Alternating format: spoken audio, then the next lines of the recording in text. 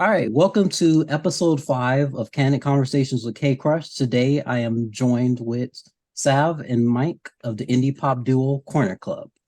All right, thank you guys for joining me today. I'm really happy to have you on the show. As we were just discussing earlier, it's taking us a while to get this scheduled, but it was definitely worth the wait. I mean, you guys are some amazing musicians. All right, and my first question, I'd like to start out a little bit with easy questions. What's a song that you've heard recently that made you kind of go like, man, I really want to cover this song, or at least, just perform it in private you know. Yeah, I think for me, and Sav knows as well, I've been on a bit of a Lizzie McAlpine kick. And so I know this is like a really popular song these days, but Mhm. I just got really sucked into the song Ceilings.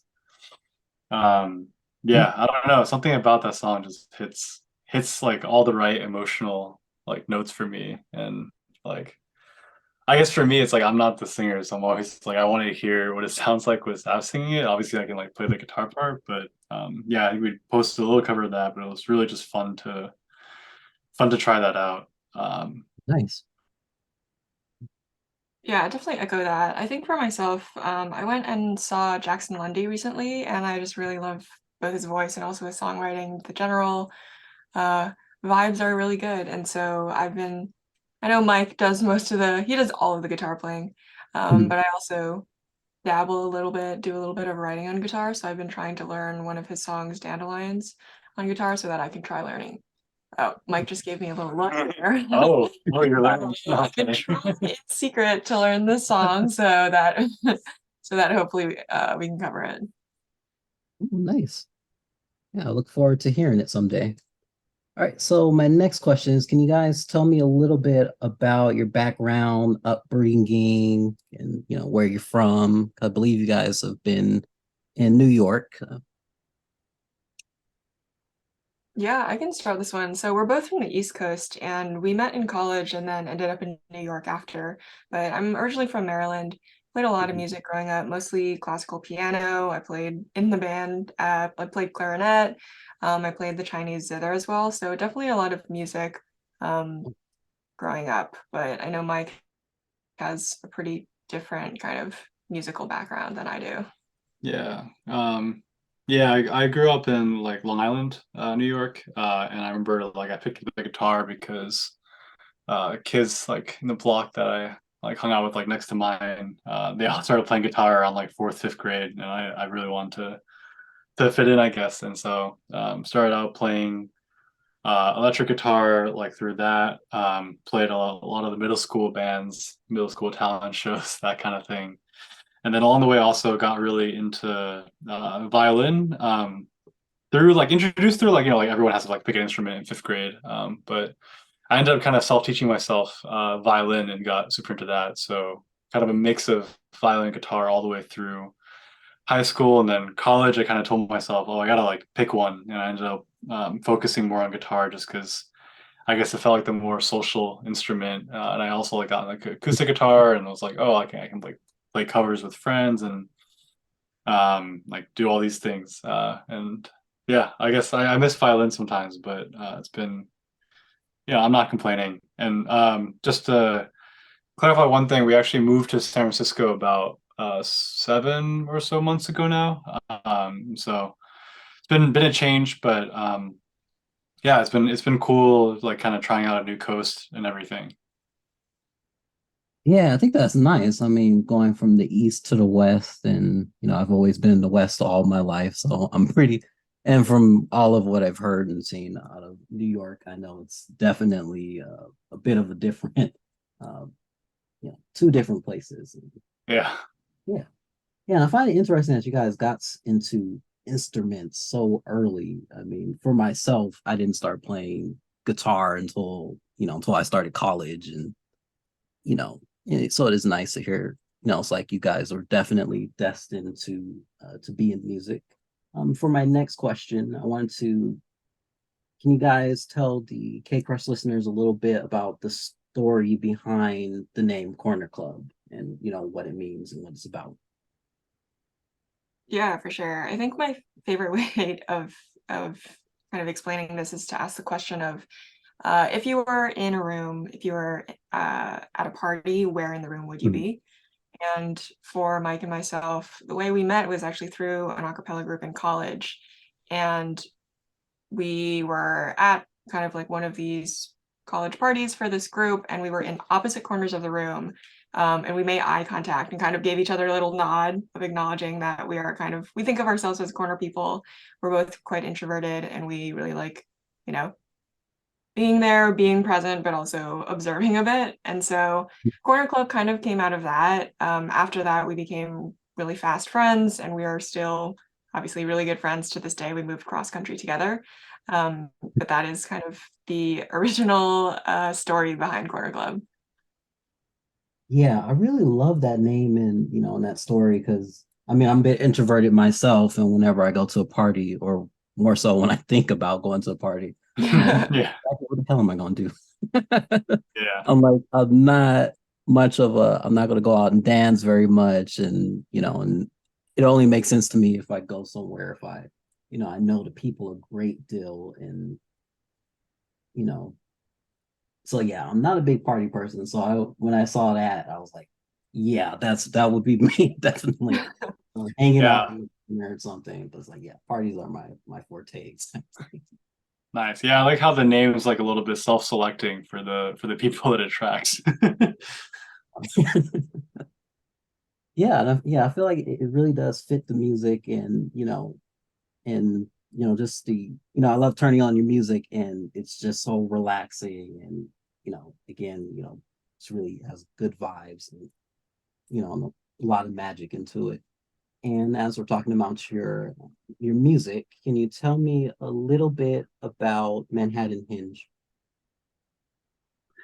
Yeah, so I actually don't know if I ever like told this story to anyone, but I Mhm. remember this is one of the songs that we kind of like jammed out in person. We are just kind of like messing around with guitar, and like Sav just started like singing some stuff over it. But the original guitar riff comes from I was in Curacao for like a company thing. Like our company like that I was working at the time did like this like crazy like whole company offsite. And I remember like it was like a music, it was like they did a lot of music stuff. So there were some guitars that they brought, like just like for people to like be able to play. And I Mhm. like borrowed a guitar. I was kind of like, I guess I was kind of introverting in my like room at the time, and I was just like, oh, I'll just like play guitar, mess around. I was feeling a little bit homesick, just being there, not knowing a ton of people. And I was like looking up some stuff around like some jazzy progressions at the time. I think I was just trying to like brush up on Mhm. things. And I remember like there was like maybe like a 2 or 3 chord progression that I like stumbled upon online that I just started messing around with. And then for some reason, like the chords, looking back, actually like seem quite unusual for something that I might just like kind of come across. But I remember just like every chord felt like it led to the next one. Like I don't know, I just like heard it and it just like ended up being this like pretty long chord loop. But I don't know, I just liked it. And I remember like I came back to New York, played it for Sav, and then we just kind of did a little people watching. That's probably how I started the song. And like I don't like it was I don't know, like both of us had never seen a Manhattanhenge ever yet at that time. And so like I don't exactly know how that part came to be, but oh, we just thought it'd be cute to talk about people that we were seeing. We lived pretty close to like 8th Avenue at that time, which is like part of the song. And I guess we thought it would be cute to just throw in a lot of like New York references, even though not all of them make complete sense now in retrospect. But yeah, just really like organic, I guess, how that one came together. Yeah, Yeah, so and I sorry. sorry, go ahead. Oh, go ahead. Yeah, I think lyrically, well, so at the time we were living in Hell's Kitchen, which again is on 8th Avenue, which is referenced in the song. And then we reference Columbus Circle as well, which is quite close. And that's actually the train station where I would meet the person who I was dating at the time, who would kind of take the train in. And we also lived in a building where there were a lot of coffee shops around, and so that whole thought of kind of the first verse kind of chatting with someone sitting by the windowsill, I think these are all nice little, it's a bit of an overlap between the nice little imagined things as well as the people watching, as well as some of the real experiences. So I think in that way it's kind of a nice little memory for us, even when we're not actually in Manhattan anymore. Oh, that's nice. Yeah, so when you guys did it, did you really expect the success that you have? If I'm recall correctly, this has been streamed. I was just looking about 2 million times now. Yeah, definitely not. Especially because that was like the second song that we had ever put out. And at that time, like, we kind of like didn't, I mean, even now to some extent, like, there's never like a plan to like try to like do like, music more seriously. I think especially then we were just like Mhm. trying it out, having fun together, hanging out, and just like making songs. So there was not any expectation that really went into it. We just kind of put it up, and then it didn't even like like see a lot of traction until I think like a year after it came out, and then just Mhm. like I don't know, it hit like some algorithm, and then it's just like been that way ever since. So it was like no, totally unexpected and totally like I guess like kind of unplanned, which is really nice. Yeah, I'm glad that it did because so many people should get to hear your music and it's really good. And even though there's still, a lot of great music out there, I do feel that we're kind of lacking in some quality music and there's a lot of, mediocre stuff out there. So it's always great to um, you know, to hear something, fresh, original and as good as your work. Um, can you guys tell me a little bit about what was your mindset when and what was the decision when you said, hey, let's put out our first EP? Yeah, I guess in some ways, we had been putting out kind of like single after single. I don't think we put out like that many singles, but we were just like Mhm. wanted to, I guess, package things a little bit more to feel like we were working towards maybe like a complete project. And so I think at the time, like there was a lot of songs that we were writing, and like I know like Sav especially kind of like will write a lot at her piano at night, Mhm. and we found like that there's like a consistent theme of just I don't know, there's like a tendency to like write really short kind of like vignette type songs back then. Mhm. And we thought it'd be like a nice, I guess, concept to just package them together as like under one theme of like calling them like little love lullabies. And then after like we talked about like what the project could look like, we kind of came up with this like concept of like, oh, like maybe it can tell like a bit of a story. And so, using some of the songs that were already written, we kind of filled in some of the gaps after we sketched out maybe what an overall story could look like. And then, yeah, once we figured out that we had like kind of a beginning, the end, and we made all the songs, that was kind of it for that. But we kind of really wanted to make it feel like one thing, even though it was kind of like maybe like six different moments in the story as reflected by the songs. Yeah, I think the storytelling aspect is something that, not that we necessarily consciously think about it, but it is definitely, um, in all of our writing, telling a story is quite important. And I think when we think about the EP, it's just one bigger story, and then each song in it is maybe a chapter. And so with that, thinking of the arc of this relationship from beginning to end, some of those chapters were definitely easier to write than others. Um, but I think that's why there are kind of some of these short vignettes where you say what you need to say, and it doesn't have to be a 5-minute song, for example. And then there are others where it actually makes more sense for it to be a much longer song because it Mhm. goes internally through so many different emotions throughout that song. Oh, nice. Yeah, I really love that EP, and I really recommend to our KCrush listeners that they go and check out Little Love Lullabies. It's really good. I mean, you can listen to it. I listened to it, multiple times, from start to finish, and before I knew it, like boom, it's already, it's over. But I mean, that really just shows me how much that I like, um, a piece of music where I could actually listen to it, to an EP or album in its entirety and, you know, without stopping or skipping. And that's why I, truly measure, a good album or EP. Really, really Really appreciate appreciate it. that.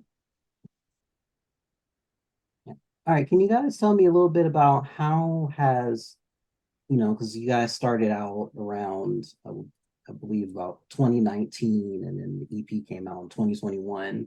So has COVID kind of impacted the way that you guys worked and how you started?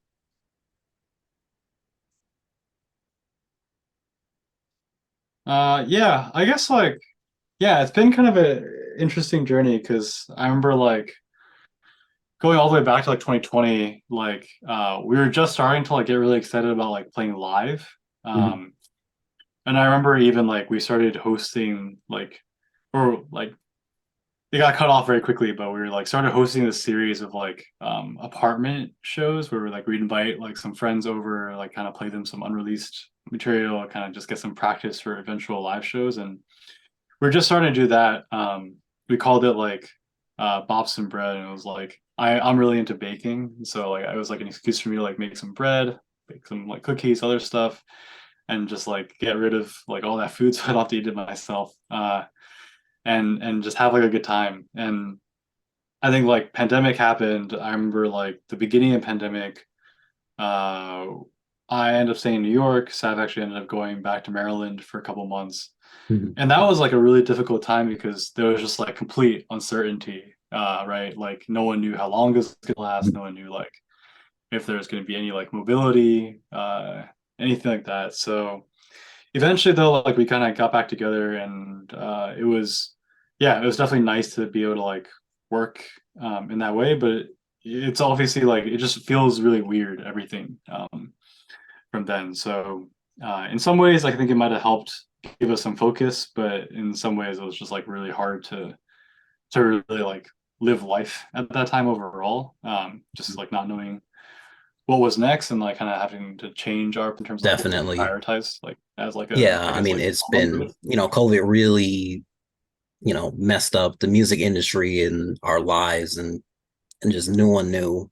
And I mean, honestly, when it first started, I was like, oh, I guess we'll stay in for, like a month or two or, Right. 3 months, and then we'll be good. And then it just kept getting longer and longer. Um, Yeah. so, have you guys made any more new plans with doing more live shows at the moment? Yeah. We've been playing a couple of stuff in the Bay Area now that we live Hello, can you here. guys hear me? Oh, did we drop out? Hello? Hello? Hello? Get some. All right, can you guys hear me? It seems like we're Uh, having can you hear audio us? issues. Uh, Ask in the chat.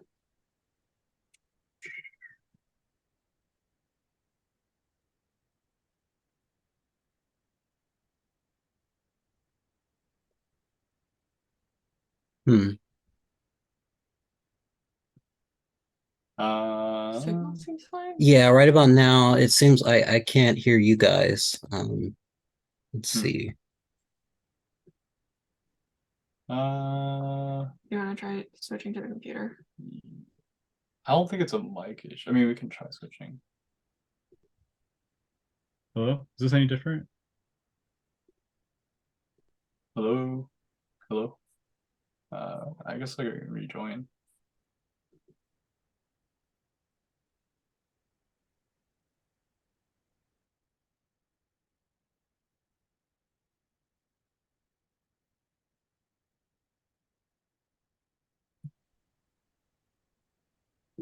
All right, can you guys tell me if you have any plans for doing more live performances? Yeah, so since moving to the Bay, been doing a couple of different things. We did this showcase called Bay Area Rising a couple months Mhm. back. We've been playing a couple of So Far Sounds shows, trying that for the first time.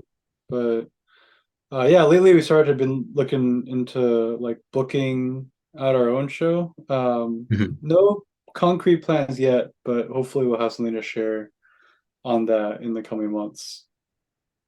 Perfect.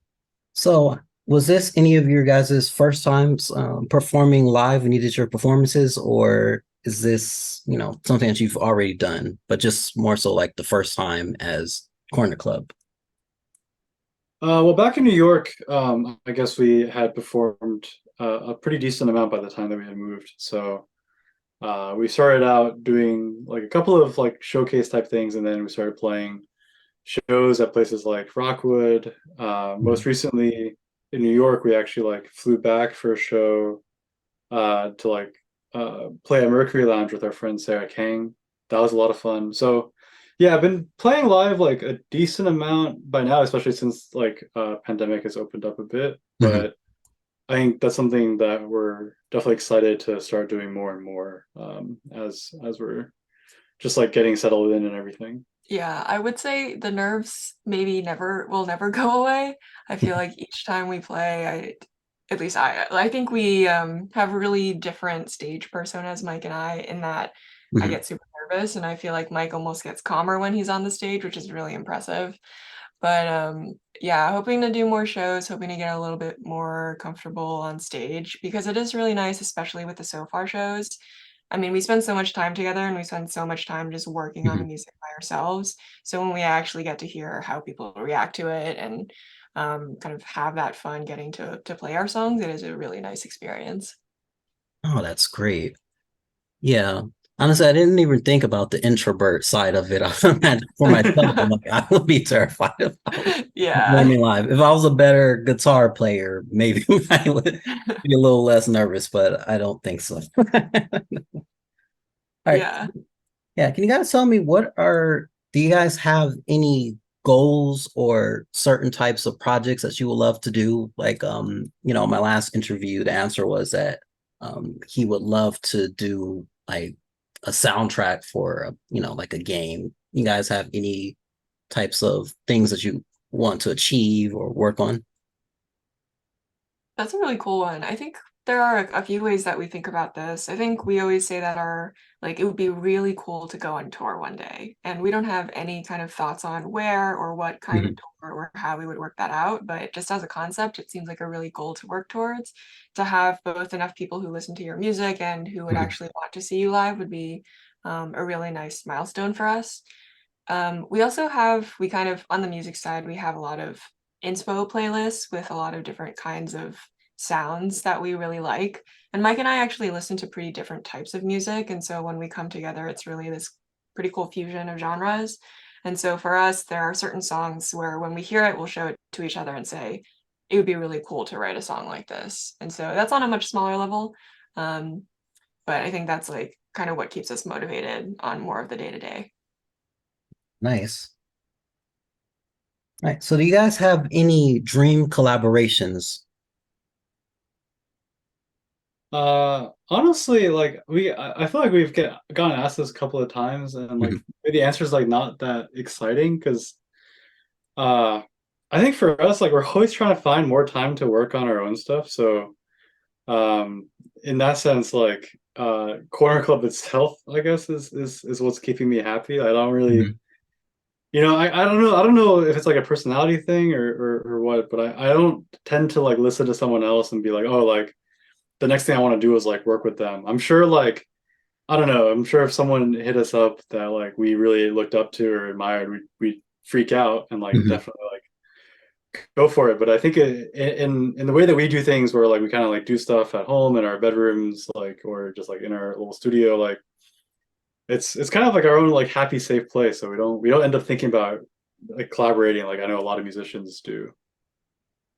Actually, I really do like that answer because I've never heard anyone say like, I don't actually have anyone in mind and, that you guys are focused on your own thing. And, you know, it's just a really, it's just a really cool way of thinking. And I really do like it. Yeah, I always feel like we're collaborating with each other, which has Yeah. its own ups and downs. So No, maybe I guess Sav's just my yeah. dream collaborator. Yeah, you guys are a really great duo. What do you think is behind that? Like, what makes you guys the perfect team? I actually like people ask this sometimes, and I always say to them, like, don't be in a duo. Uh, I think what's hard about being in a duo is like, it's only two people. And so like if you're really trying to be like, 50-50 equal in this kind of arrangement, like Mhm. there's never like a tie break, right? You got to figure it out. And I mean, certainly like sometimes we don't agree on everything, but I think what works for us is like we have a good kind of like foundation in terms of like our friendship, and I think we have a really good understanding of each other. And we've worked on like a lot of like communication and that kind of stuff. So I think these days like we're pretty good at resolving anything, and like we're pretty good at kind of just like uniting, even if we like don't agree like originally. Mhm. But yeah, it's like a funny thing because people ask us, and I'm super happy about it. But I think it is like hard. I think like a third person can just like help break tie breaks or anything like that. Yeah, I think it's basically like any kind of serious relationship, you have to put the work into it and Mhm. do so we have gone through a lot of times where we'll almost have like a mini retro on how could we have handled this situation better? How can we be more patient with each other? Do we just need some snacks and then that'll make it all better? I think these are all really valid things that we've Mhm. talked about. Um, because yeah, it is tough being friends. We also live in the same, we're housemates now, and so we Mhm. have that too, in addition to being bandmates. And so it is just a lot, and having good boundaries and having that good foundation is really important. Yeah, I know definitely a lot goes into, being a band and, of course it's really hard to name how, a bunch of bands that have stuck together, from the end of time, but, you know, definitely there's a component of it that makes it challenging. And so I'm pretty sure tons of people out there who are in bands or in duos, definitely understand. All right, so my last question is, can you tell me a little bit about what you have forthcoming in music? Yeah, so we're working on a bunch of new stuff. Mhm. We're going to be releasing a new single soon. Yeah, I guess I don't know when the Yeah. interview is going to come out, but Mhm. yeah, we have a single coming up in August. We got an EP coming up in October. And so we're just super excited to put out a bunch of new stuff because I think it's been a while for us. We had put out a single in May called Dreaming. Mhm. That's like a part of all of this. But um, yeah, I'm super excited. I know a lot of our friends and fans have been waiting for us to like put out some new material, and I think a lot of this stuff is a bit of a different sound. I'm curious what you'll think of it. It's like a really exciting direction for us though, because like we explored a lot of different new themes and new sounds on this. So yeah, we're just doing a lot to prepare for it to come out now, but super excited. Yeah, and some of these songs we've actually been working on, we've been sitting on for, 3, 4 years, and they're songs that we've actually started working on before some of the songs that we already have out.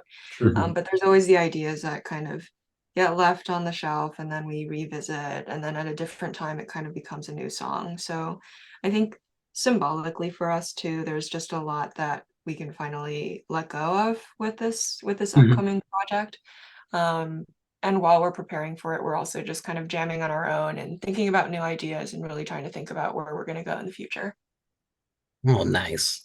Yeah, and just hearing you guys say that now, that's really making me really excited even more to listen to it. And, I can't wait to get that chance. And, I implore the KCrush listeners to check it out when it comes out. But for now, hopefully a lot of new listeners out there will, get the chance to listen to the work that you have now. And I definitely will have a listen and do a piece on it and to, bring it to the KCrush listeners when it comes out. And Yeah, thank you guys so much for this interview. It's really been great.